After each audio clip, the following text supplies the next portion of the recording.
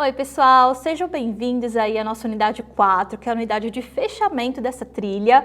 Nessa unidade a gente vai falar um pouquinho mais sobre modelagem de banco de dados e quais operações a gente pode fazer dentro dos bancos de dados relacionais e dos não relacionais, com foco nos não relacionais, é claro, para a gente continuar mexendo e finalizarmos o nosso projetinho. Vamos junto com a gente! Então, pessoal, agora, para começar essa primeira pílula aqui, a gente vai falar um pouquinho de uma representação gráfica e de relacionamentos entre entidades, tá bom? Então, só para vocês terem noção dos próximos exemplos e como eles funcionam aqui, vou dar esse exemplo aqui de entidades e relacionamentos para vocês. Como que a gente faz a representação gráfica, ou seja, o desenho do que a gente quer entender ali como relacionamento entre duas entidades diferentes. A gente tem a entidade representada aqui por um retângulo, o relacionamento por um losango, e o atributo são essas elipses aqui, tá bom, gente? Essas formas ovais aqui que são ligadas por uma setinha, por uma linha, tá bom? Nas entidades. O que são esses atributos? É um CPF de uma pessoa, a cor de uma caneta, qualquer característica que possa ser atribuída aí para algo ou alguém, tá bom? Então, para que a gente entenda como que essas representações funcionam, vamos ao nosso primeiro exemplo aqui. Então, eu tenho aqui que o aluno se matriculou numa disciplina. O aluno ou aluna, alune, qual que deve ser um atributo ali desse aluno ou alune?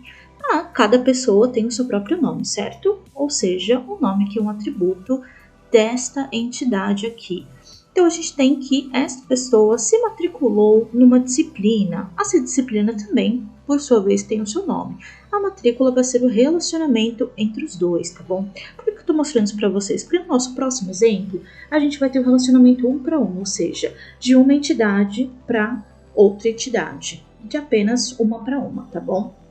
Então, aqui a gente sabe que uma pessoa pode dirigir um veículo, tá bom? Mas apenas uma pessoa pode dirigir um veículo e um veículo pode ser dirigido somente por uma pessoa, certo? Por isso, esse relacionamento é 1 para 1.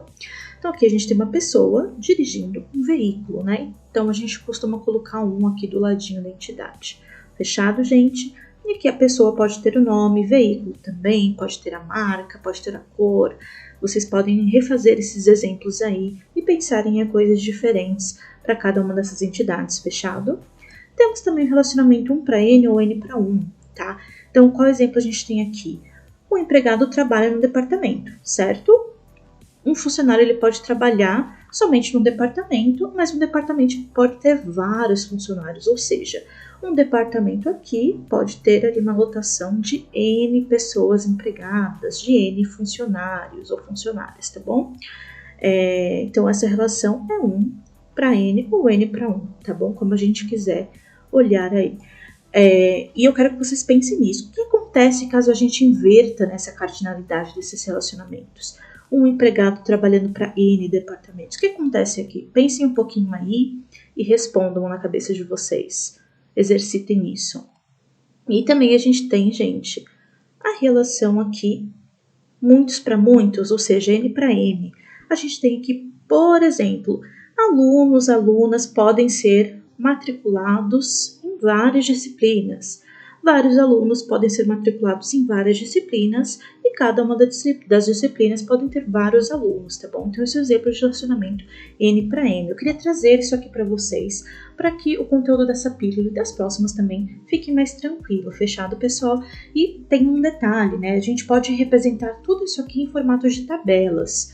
Então, todas as entidades que estou mostrando aqui com seus devidos atributos, elas podem ser representadas em tabelas. Cada uma das entidades aqui são tabelas e cada um dos atributos são as linhas ali que a gente preenche para as pessoas, né, para as entidades. Então, o aluno pode ter um nome e lá na tabela a gente coloca como uma coluna, né, o nome dos alunos.